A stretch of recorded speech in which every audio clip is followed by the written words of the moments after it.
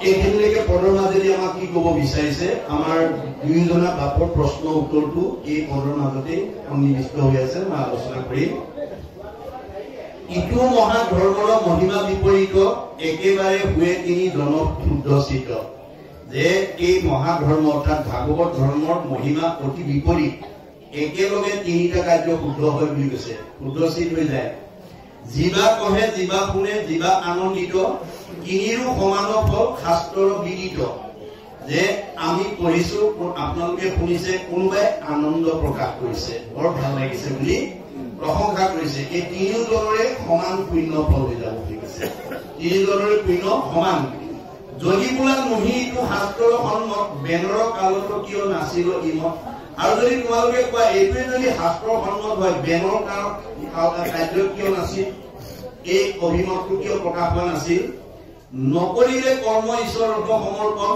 নভজিলে Ben গিনে Devnarayan যে কিয় ঈশ্বৰৰ ভজনা কৰা নহল আৰু বেনৰ দিনত এই নাৰায়ণক ভজিবলৈ কিয় বাধা কৰিলে সৰ্বকালে জানো ৰাজা ঈশ্বৰৰ লোকৰ সকলো কালতে ঈশ্বৰেই জগতৰ মানে গৰাকী নিৰ্পতিত কৰে নাহি শাস্ত্ৰ স্বতন্ত্ৰ ঠিক তেনেকৈ ৰজাই হৈছে প্ৰজাৰ মানে পৰিচালনা বা শাসনৰ দায়িত্বত থকা লোক বেন নিৰ্পতিৰ এইটো সন্মত পূৰ্বৰ এবে বেন ভিন্ন শাস্ত্ৰ দেখুওৱা লোকৰ কিন্তু বেনে দেখোন কৈছিল ময়ে ঈশ্বৰ বুলি এতিয়া আকৌ তুমি পিঠু হৈ পেলাই তুমি আকৌ বেলেগ নিয়ম দেখোন আমাৰ আগত প্ৰকাশ কৰিছা ইহাৰৰ উত্তৰত এবে শুনা সৰ্বলোক এই বুলি যদি তোমালোকে প্ৰশ্ন কৰা তেতিয়াহ'লে তাৰ উত্তৰটো শুনা চিত্ত স্থিৰ কৰি পাছে মানে মনে কোনি উপ যদি নহি কন্ত হৈ কৰিব ঈশ্বৰক তেবে কেনে বিচিত্ৰ প্ৰপঞ্চ সংকাৰৰ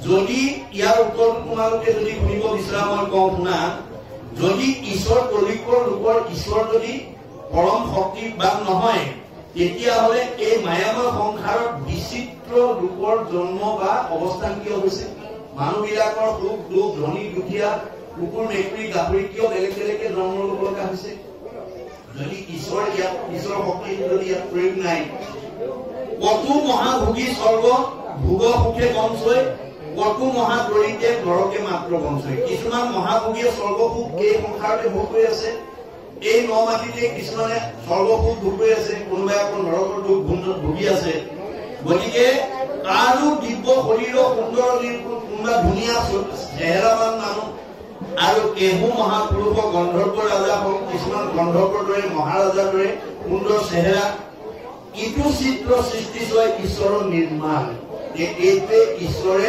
বিচিত্ৰ ৰূপে নিৰ্মাণ কৰা সংসাৰ সৰ্ববাদী সিদ্ধচাৰী বেদৰ প্ৰমাণ এই চাৰি বেদৰ এইটোৱে হৈছে প্ৰমাণ আৰু শুনি উপমহা মহন্ত সন্মত যিটো আৰাধয় প্ৰতি তৰিক নাটক আৰু এটা কথা তোমালোকে মহন্তৰ সন্মত শুনা যি এই সংসাৰত তৰিকৰ ঈশ্বৰক আৰাধনা কৰে স্বয়ম্ভুৱ মনুদানে পুত্ৰ প্ৰিয়গত ধ্ৰুৱৰ জনক সৰ্বসাধুৰ সন্মত যে স্বয়ম্ভুৰ পুত্ৰ প্ৰিয়গতৰ পুত্ৰ ধ্ৰুৱ সকলো মানুহে জানে মহাভাগৱত ধ্ৰুৱ ৰাজাৰ নন্দন ইয়াত প্ৰিয়গতৰ পুত্ৰ মানে এই ধ্ৰুৱ আৰু ইটো কি নাম আছিলে উত্তম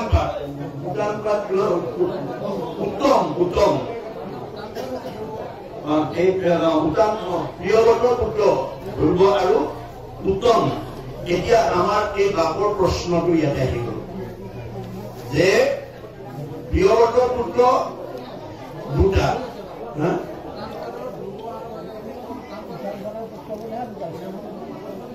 পুত্ৰ দুজন একেজনৰে মাহী মাকৰ পুতেক এটা আৰু নিজৰ ভাইটা পুত্ৰ দুটা মানে জানো উত্তান কাৰ্য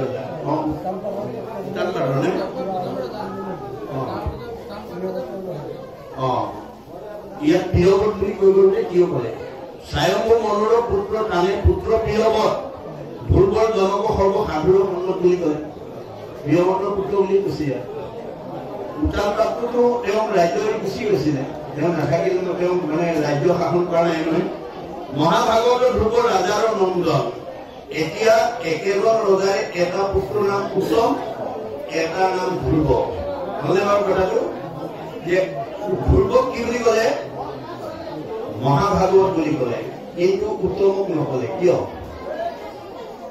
আপোনাৰ প্ৰশ্নৰ উত্তৰ দেই, যে ৰজা অনেক ৰজা আছিলে, কিন্তু আদি ৰজা পৃথুক আদি ৰজা বুলি কয় জানো? আদি ৰজা বুলি কিয় কলে?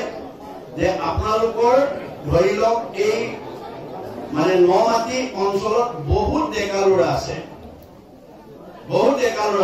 তাৰ ভিতৰতে এজনে কিন্তু ডিচি পদ পাই গলে, ডিচি চাকৰি পাই গলে, পঢ়ি শুনি তেওঁ এইচ পাছ কৰি ডিচি চাকৰি পালে। তেতিয়াহ'লে আপোনালোকৰ এই নমাটি গাঁৱৰ মানুহে কি বুলি কব? যে আমাৰ নমাটি গাঁৱৰ মাধৱেই প্ৰথম ডিচি, আমাৰ গাঁওখনৰ ভিতৰত প্ৰথম ডিচি মাধৱ।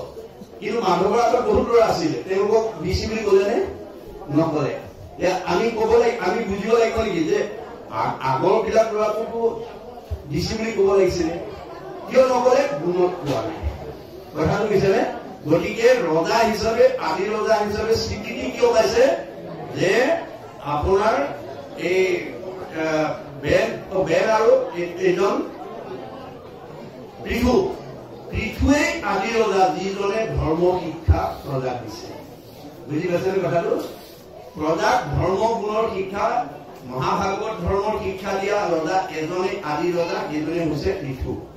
তাৰ আগত বহুত ৰজা আছিল, কিন্তু এনেকুৱা প্ৰজাসকলক ধৰ্ম জ্ঞান দিয়া আদি ৰজা আৰু দ্বিতীয়জন নাই। এই কথা কৈছে, গুণত কৈছে বুলি মই ভাবিছো দেই।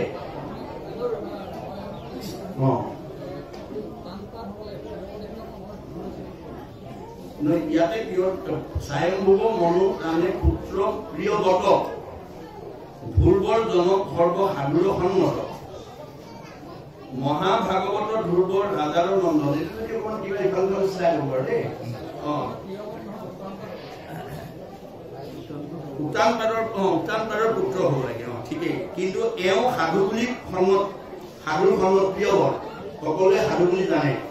গতিকে মহাভাগৱতৰ ধ্ৰুৱ ৰাজাৰ নন্দন, পঞ্চবৰিষতে জাত পুষ্ট নাৰায়ণ, যে যিজনৰ ভক্তিত 5 বছৰতে ভগৱন্ত সন্তুষ্ট হৈছে।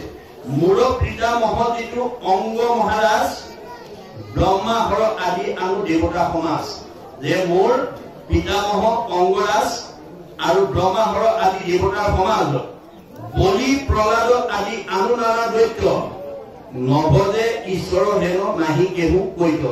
গতিকে ঈশ্বৰক নভজা কোনো আৰু আজি সংসাৰত নাই। আনু যত চৰাচৰ গন্ধৰ্ব কিন্নৰ, এসমবাৰো মতে হৰি আচন্ত ঈশ্বৰ।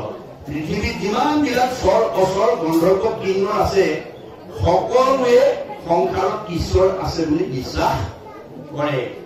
তেন্তে কৰ্মফল দাতা হৰে জগতৰ, গতিকে সকলো জগতৰ কৰ্মফল দাতা ভগৱন্ত।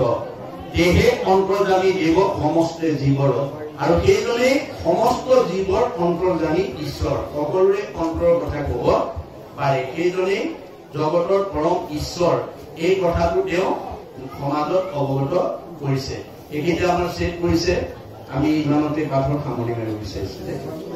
দুহাই দিয়ক, আৰু 4জন মাৰিব, 4জন দিব লাগিব।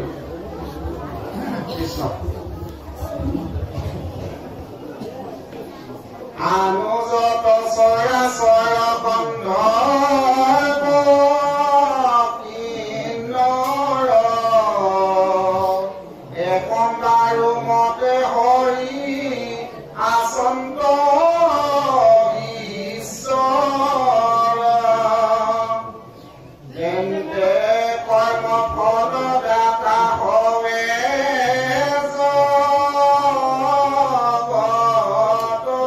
জগতৰ,